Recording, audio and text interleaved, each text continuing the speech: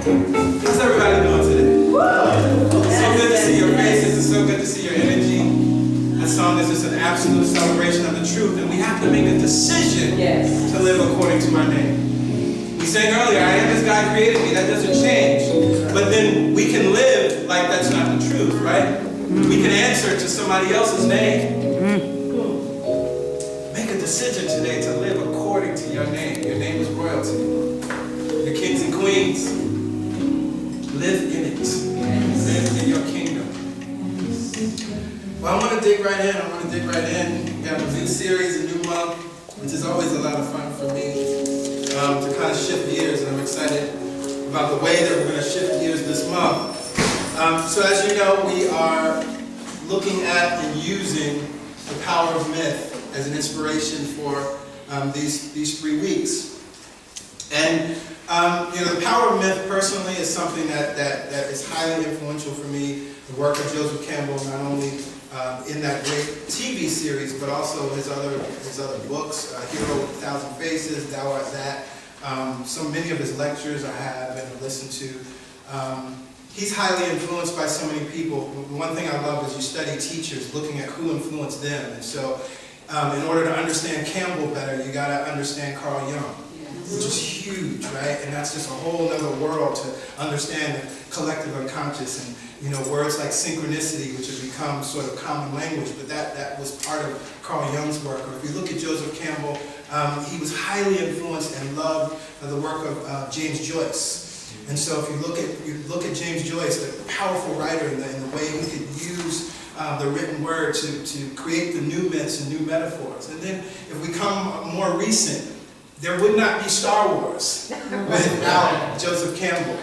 Joseph Campbell, the work of Joseph Campbell, highly influenced George Lucas to write the original Star Wars trilogy. And so actually in the program, the conversation between Bill Moyers and Joseph Campbell, part of those conversations actually take place at Skywalker Ranch. So it's a beautiful thing to think about. So I want to dig right in. We're going to take sort of an abstract topic, truth. Truth is subjective, truth is abstract. And as I thought about this, it reminded me of a piece, something that Joseph Campbell says in The Power of Myth. He's talking about the virtues of the past and how those can become vices for the present. He says this. He says, the virtues of the past are vices of today. And many of what were thought to be the vices of the past are the necessities of today. The moral order has to catch up with the moral necessities of actual life and time, here and now. And that is what we are not doing. The old-time religion belongs to another age, another people, another set of human values, another universe. Interesting, right? Because there was a time, there are things, there are rules, there are ways of being that actually were virtuous and good for that time. But it seems that many times in our lives and collectively as human beings, we try to take those good things, the old-time religion, and we say, well, it was good enough for my mother, it was good enough for my father, it shouldn't be good enough for me. But that actually doesn't work.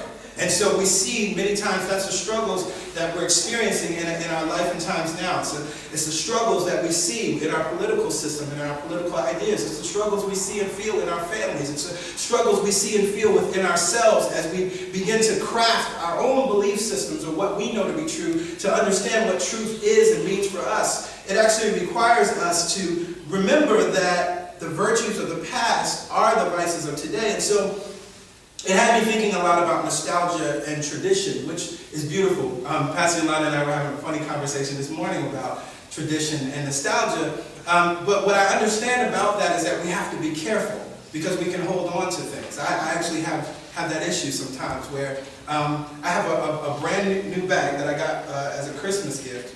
I haven't thrown away the old bag yet, right? Because it still holds some kind of sentimental value for me, but it has no purpose. It's just sitting there. I'm not using it. I will never use it again, but I haven't thrown it away. But yet I have this amazing new bag that's better. It's the bag I always wanted, and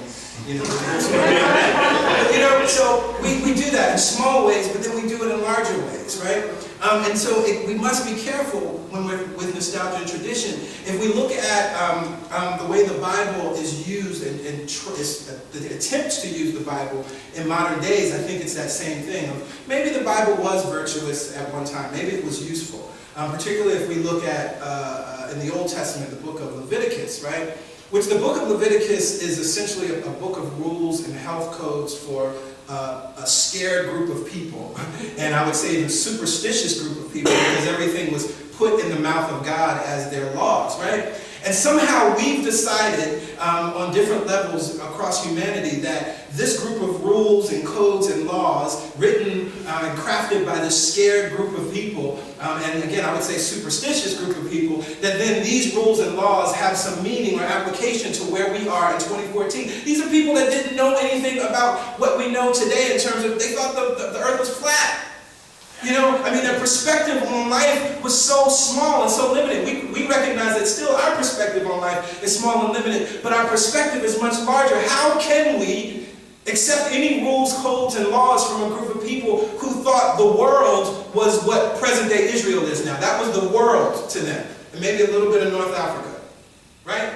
That was the world to them. They had no perspective on what the world is, and so their decisions were very small. Their decisions were based on separation. But again, many people have taken those codes, the virtues of the past that may have helped that group of people in that time, and they've become the vices of today. So when I think about idolizing the past, I think what begins to happen as we idolize the past, we lose access to reason. When we idolize the past, we lose the ability to question and to ask why. And in order to get in touch with truth, we have to always have access to reason. In order to get in touch with truth, we have to always be able to ask why. It's interesting to me, I remember in my philosophy class in college, a beautiful idea was presented to us that Thomas Jefferson was an advocate of. During the time of the Constitutional Convention, when the Constitution was being crafted, what Thomas Jefferson was advocating for, and he was really alone in this, we have the system in our Constitution where the Constitution can be amended, and we know the Constitution has been amended. But what he was actually asking for was that the Constitution should be amended every generation. Because what he understood was that the way change works, and no matter how brilliant and how well-read we are as these great men and great thinkers, and they were exposed to a lot, they recognize that how can we speak to what generations, hundreds of years from now will need, or what makes sense for them? And so we see our system is still wrestling with these ideas and these thoughts, because now we're in a new generation, a new time, and our country requires something different, but we're stuck in the constraints of what our political system will allow us to do or to be, to experience. And so I think that's many times why our laws really become limited. We're always trying to craft new laws to sort of get around or sort of create freedoms, but it never really works. And Thomas Jefferson was advocating for this, and I think in as much as he was advocating for it, he was aware of this idea that the virtues of the past can become the vices of the present. So I said we're going to talk about truth, an abstract topic. And what's interesting to me about truth, when we think about truth, I hear a lot of people will say, I got to live my truth, or, this is my truth. And while that sounds good and it may feel empowering at times, it brings questions to my mind, because, I'm wondering, is truth possessive? We know that love does not possess. And so if we're operating in love, we wouldn't possess truth. So this idea of my truth, living my truth, it starts to speak of separation to me sometimes. Like, I'm over here doing my thing, and you're over there doing your thing. And then what is this truth? We see many people posting truth on Facebook every day. Yes? Fox News is speaking truth, their truth, as they see it 24/7, and then MSNBC on the other side is speaking and proposing their truth as they see it. It seems to me that truth is very subjective, but yet we want to own it, right? We want to make it my truth. It reminded me of my theology professor, Reverend Ronald Windley. The beautiful thing about being in theology class in seminary is that it's really a time to just kind of learn all the different perspectives, whether you embrace them or not. And many times what we're asked to do, we're asked to write papers from a perspective that we may not agree with, but being able to articulate what is that theology, what is that point of view.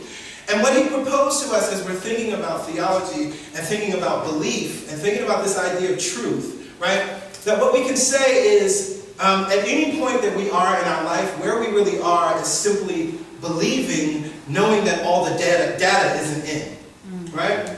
With the idea that we got to keep the door open. We got to allow room for some new information to come in, because we recognize, just as I talk about these people in Israel, right? Just we talk about the writers and the translators and all the people that wrote what we have now as the Old Testament, their point of view was really limited, right? So we recognize that more information can and will come. And so as we're talking about truth, or my truth, we must begin to understand and embrace a way of seeing it, that we're believing, knowing that all the data isn't in, leaving room for more data to shift the conversation. This is the beauty of science, right? Science creates theories, there's a hypothesis, there's different methods to prove a theory or a point of view, but science is always open, knowing that all the data may not be in. This is why we're still we're fixing the Hubble telescope and putting new telescopes into space, because we recognize every time we put something out there, we see something more than what we knew before. We find new planets, we find new solar systems, we find new galaxies, right? So we got to believe, but knowing that all the data is in, this allows us to kind of have a different relationship with truth, right? Recognizing that maybe we can't be possessive about truth. And then the question I have is there more than one truth? And furthermore, whose truth is it anyway? What are we talking about?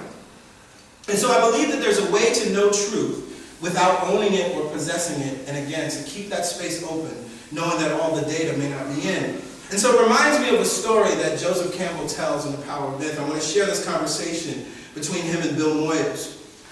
Bill Moyers says this, there's a wonderful story in an African tradition of the god who's walking down the road wearing a hat that is colored red on one side and blue on the other side. When the farmers in the field go into the village in the evening, they say, "Did you see that god with the blue hat?" And the others say, no, he had a red hat on. And they get into a fight. Now Campbell says, yes, that's the Nigerian trickster god, Eshu. He makes it even worse by first walking in one direction and then turning around and turning his hat around too, so that it again will be red or blue. Then, when the two chaps get into a fight and are brought before the king for judgment, this trickster god appears and he says, "It's my fault, I did it, and I meant to do it. Spreading strife is my greatest joy." Moyers responds, there's truth in that. And Campbell responds, there sure is. Heraclitus said, strife is the creator of all great things. Something like that may be implicit in the symbolic trickster idea. In our tradition, the Christian tradition, the serpent in the garden did the job. Just when everything was fixed and fine, he threw an apple into the picture. No matter what the system of thought you may have, it can't possibly include boundless life. When you think everything is just that way, the trickster arrives. And it all blows, and you get changed and becoming again. Moyers responds, I notice when you tell these stories, Joe, you tell them with humor.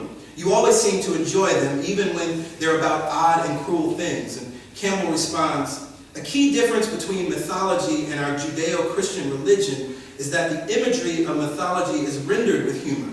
You realize that the image is symbolic of something. You're at a distance from it. But in our religion, everything is prosaic and very, very serious. You can't fool around with Yahweh. Now, I love this story of the trickster. He uses the translation of the Nigerian trickster god Eshu.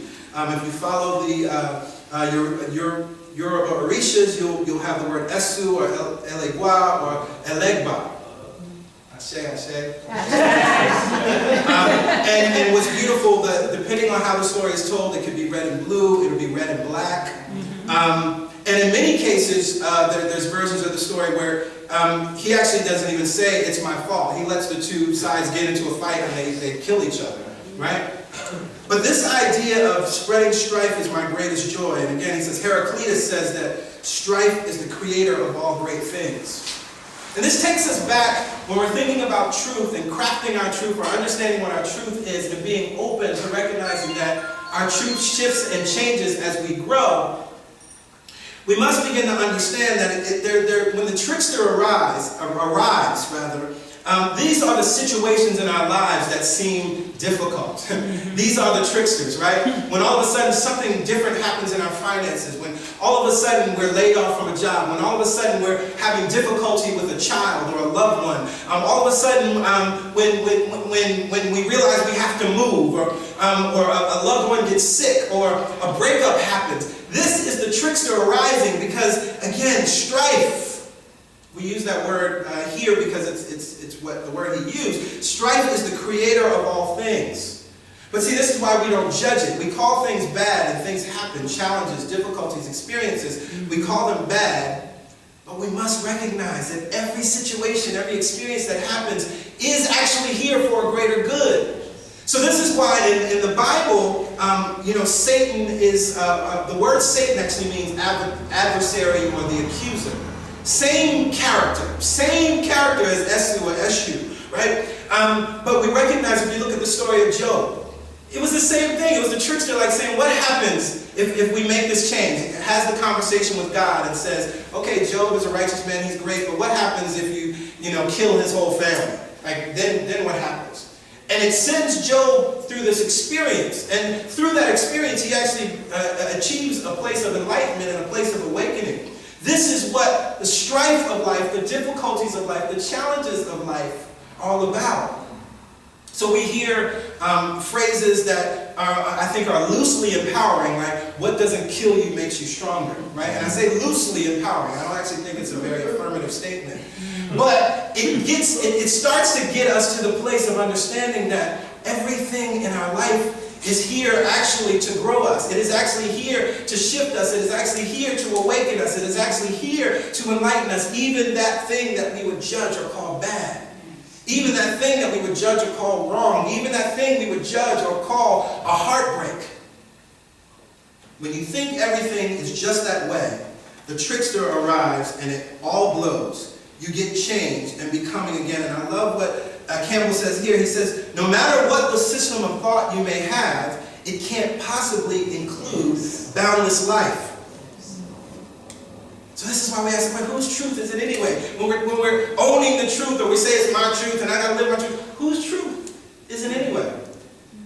Because for me, when I think about my life, there have been so many instances and so many times in my life where I thought I knew it. And everything shifted and changed. I spoke about my professor in seminary, and for me that was a huge watershed moment going to seminary. Because I thought I knew something. Oh my God, I thought I knew something, right? I knew that there was a call on my life to preach. I knew that. I knew that I was supposed to serve in ministry. I knew that. And I remember talking to my father, who's also a pastor, and he gave me some words of encouragement, some words of advice. And I really thought that I was just going kind of to get these credentials just to sort of be certified and then go out and do what I already know I'm supposed to do. And I get into my Old Testament class, and essentially it was like everything you thought you knew is absolutely not true. Look at this mistake. Look at this error. No, that person didn't say that. No, that's mistranslated. No, actually that has nothing to do with Jesus. No, actually somebody added that. No, it was like... And I remember, I liken it to, if you're a fan of The Matrix, I liken it to Neo after he took the red pill. And there's that moment, there's that scene where he's sitting on the table and they're working on him, they're taking out the metal things out of his body, and it looks sort of like an acupuncture experiment. And he asked Morpheus, he said, why do my eyes hurt? He said, because you never used them. And that's where I was. I literally would sit there looking at this Bible with tears in my eyes because I'm like, I've never used these eyes before. I'm looking at this text that I thought I knew and I thought I knew something about, and it's just no longer true. But what's beautiful about the experience, what's beautiful about that time, it's the time for you to then develop and discover what your truth, what your theology is, right? So that then you can teach and preach from a place of authenticity and a place of knowledge. And so as we talk about believing, even though the dad is not in, and questioning this idea of whose truth is it anyway, I was reminded of the book The Big Leap by Gay Hendricks. Because I think it brings us into the same place when we talk about the trickster arriving. Gay Hendricks says something beautiful. He was talking about the founder of Dell Computers, Michael Dell. And he was talking about how, although he's achieved great success, the thing that he loves about him is his ability to recognize where he needs to grow. And he described it this way. It's just a powerful phrase. He called it an undefended openness to learning. An undefended openness to learning. And so when we're talking about keeping that space open for truth, what I'm inviting you to step into as spiritual masters, to step into as empowered beings, to begin to develop this undefended openness to learning. Recognizing that we actually don't know it all. I was hearing in my mind Erykah Badu, on and on. The man that knows something knows that he knows nothing at all. That's wisdom. An undefended openness to learning. Now when we talk about, in the Big Leap, the heart of the Big Leap, Gay Hendricks describes what he calls an upper limit problem. That we get to these places in our lives where we feel like we've reached a wall or a glass ceiling, if you will. And what he offers is ways to sort of move past that upper limit. And this is, again, the trickster in our lives. When we reach a place where, for some reason we just feel stuck. When we reach that place of strife, when we reach that place of difficulty, or something just doesn't feel right, something just doesn't fit anymore. I don't fit into this space anymore. That's where we're entering that upper limit problem, right? But we must, in order to take the big leap, as he says in the book, we must develop this undefended openness to learning. Now, if we look at, I was thinking about the teaching of Abraham Hicks, it speaks to it a different way. In the teaching of Abraham Hicks, it talks about this world of contrast, that there are differing opinions, differing truths, right? And there's a point when you may hear some politician, talk about a particular subject or topic that just angers and annoys you, right? And so you're seeing contrast. You're seeing that there's something different. You're seeing that there's something different out there. And that is the call for your own growth in that moment. That is the call for you to rise up a little higher and understand what's really going on. Because whatever upsets us outside of ourselves, there's something going on within us. Yes, yes? Yes. And so when we look at this idea of contrast, it's really inviting us, we get to see, as Abraham Hicks would say, we get to see what we don't want, right? We get to understand that, because we have to understand that. You have to know what you don't want in order to understand what you do want, right? And then in understanding what we do want, that is when we can then craft what our truth is. But we hold it lightly. Pastor Yolanda says, has a vision, but hold it lightly. Say, have your truth, know your truth, whatever, call it your truth, but hold it lightly. You know, I was thinking about it this morning. Science and mathematics, I think, helps us out with this when we think about the subjectivity of truth. We got engineers in the building, yes, yes. It helps us with this because if you think about it, right? 1 plus 1 plus 1 plus 1 equals 4. Yes, yes? Right? 2 plus 2 equals 4. Yes, yes? 2 times 2 equals 4. Yes, yes? Yes, yes. Right? 2 squared is 4. Now the truth is 4. That's the answer, right? But just imagine if we had a group of the 1 plus 1 plus 1 group and they're over here saying, but no, it's 1 plus 1. That's the only way you can get to 4. I know it. I tried it. That's the way it is. That's my truth. 1 plus 1 plus 1 plus 1. But then you got these 2 plus 2 people over here. And they're arguing with the 1 plus 1 plus 1 plus 1 people because they know a different truth. The truth is still 4. Then you got in the back, we got the 2 times 2 people. And somewhere up on the mountain are the 2 squared people. Fighting for their truth. But the truth is 4. The truth is 4. And what's interesting when we think about it on a larger level, right, the truth of our life, we can embrace these sort of, small truths in our life, but the truth is just that all is well. Right. Right? Like the truth is all is well. Yes, I can disagree with this politician. I can disagree with that way of life. And even in that, the truth is all is well. And life is always bringing experiences into my life to come in greater awareness and understanding that all is well. The truth is that I'm safe. The truth is that I'm protected. And so even when I'm in what would seem to be a fearful or a scary situation, I can learn in that moment that there's a level of safety, there's a level of calm, there's a level of peace that I have, even though outside of me everything is saying I should be scared. Yes. So when we ask whose truth is it anyway? Whose truth is it anyway? What are you really holding on to as you're holding on to this truth? Be it ancient, be it modern, whatever it may be, whose truth is it anyway? And so we can hold it lightly. Hold it very, very, very lightly. Because I guarantee it'll change. If you make an agreement to growth, if you make an agreement with evolution, if you make an agreement with transformation, it will change. You know, last month, of course, we talked a lot about the seed. Imagine the seed holding on to its truth of being the seed.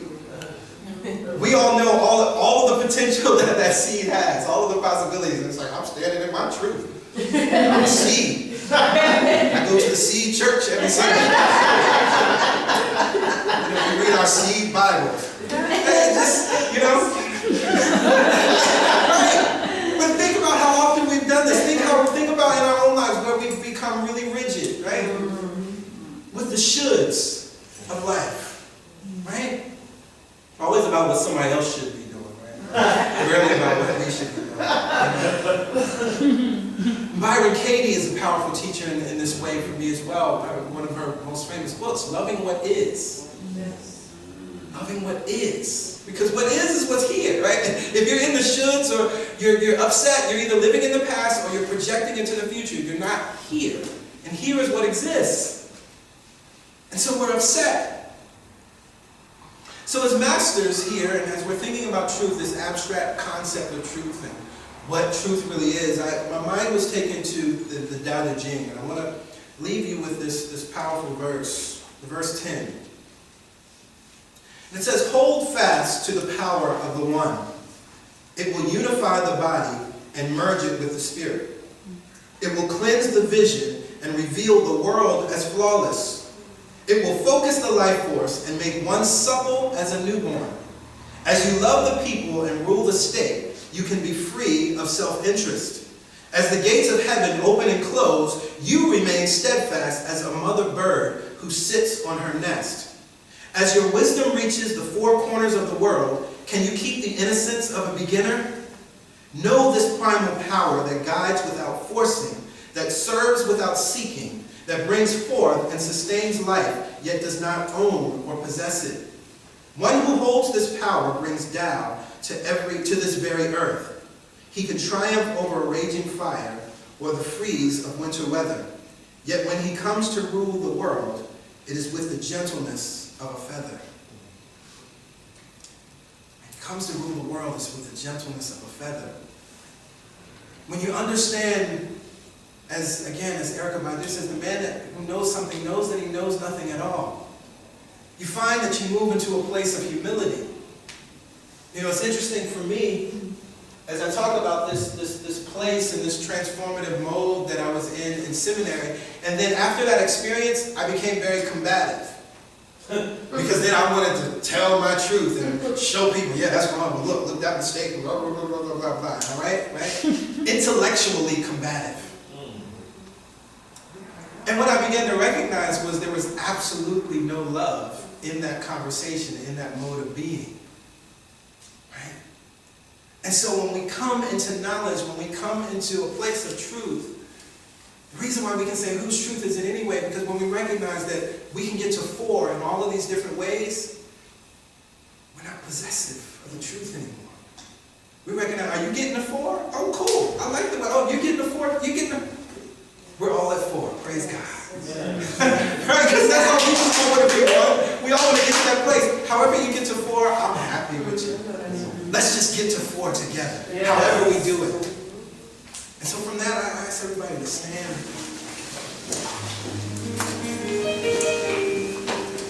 And I encourage you to be easy with yourself.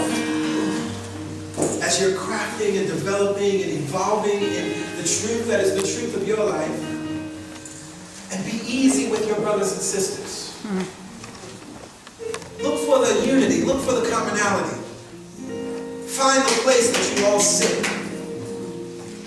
Because it is from that common place that you can build. It is from that common place that you can both grow.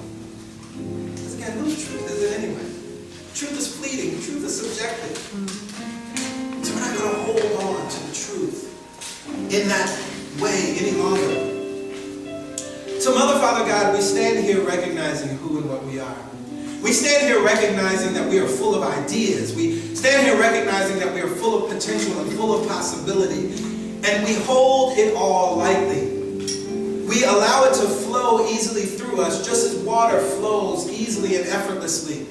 Water becomes whatever it needs to become. If it needs to be frozen, it does that easily and effortlessly.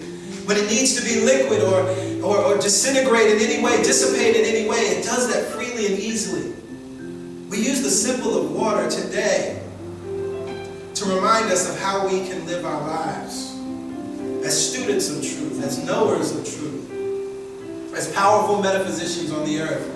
I'm grateful for this time that we can look to the ancient stories, look to stories that are pushing us and prompting us to look at life a little differently, that are pushing us and prompting us to know that it is out of the strife, out of the difficulties of life, out of the so-called bad of life, out of the so-called worrisome situations in our lives, that we can create joy, and that life itself is created out of.